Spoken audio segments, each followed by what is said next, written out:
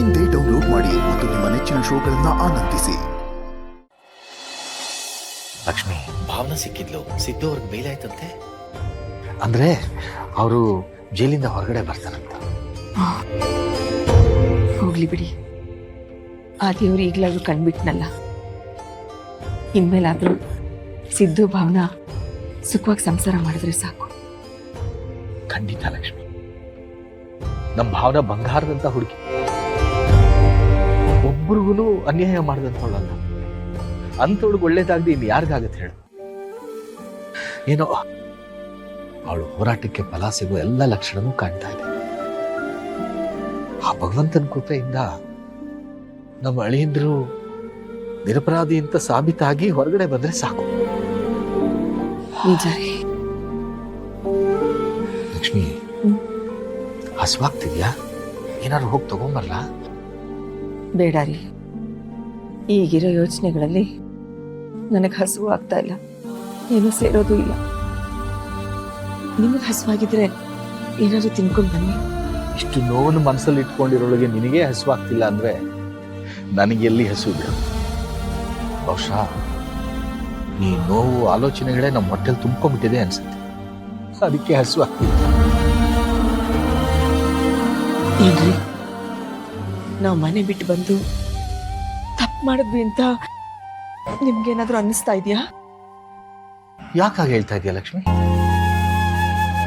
ಯಾಕೋ ನಾನ್ ತಗೊಂಡ ನಿರ್ಧಾರದಿಂದ ನೀವು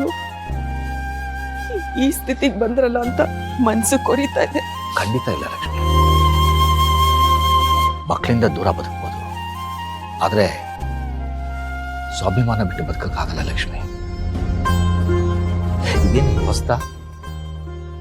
ನಾವಿಬ್ರು ಮದುವೆ ಮಾಡ್ಕೊಂಡು ಬಂದಿದ್ದಾಗ ಹೀಗೆ ತಾನೇ ನಾವಿದ್ದಿದ್ದು. ಮತ್ತೆ ಸೊನ್ನೆಯಿಂದ ಶುರು ಮಾಡೋಣ ಬಿಡು.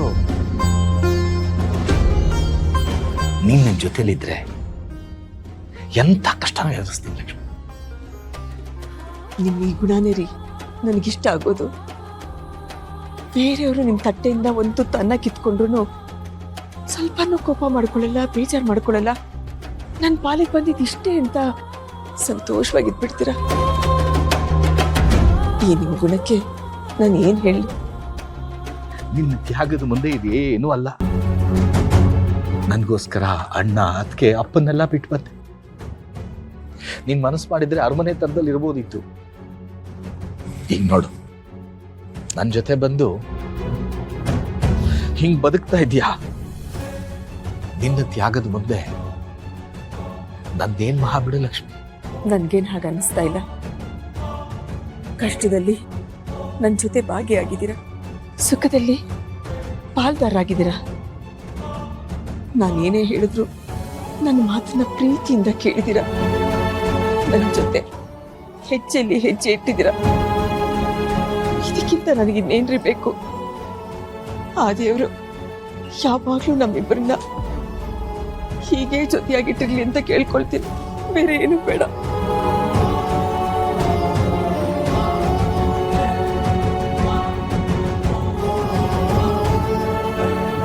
ಲಕ್ಷ್ಮೀ ನಿವಾಸ